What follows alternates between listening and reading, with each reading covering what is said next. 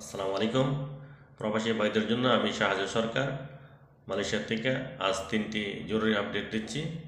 প্রথমে মনে রাখবেন, নতুন কর্মী নিয়োগের বিশেষ কোটা আবেদনের সময় শেষ 31 মার্চ 2026।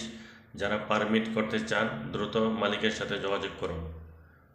দ্বিতীয়তে খুশির খবর হলো, এখন থেকে বাংলাদেশে কর্মীদের জন্য মাল্টিপল এন্ট্রি ভিসা MEB কার্যকর হয়েছে।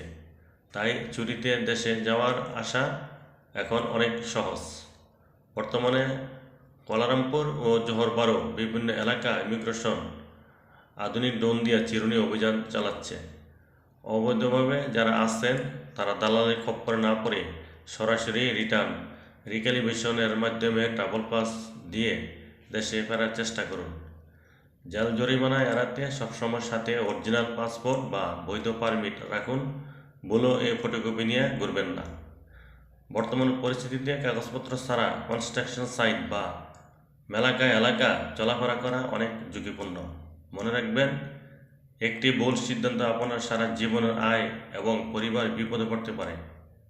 কোনো গুজবে কান দিবেন না। সরাসরি ইমিগ্রেশন অফিসিয়াল নোটিশ চেক করুন।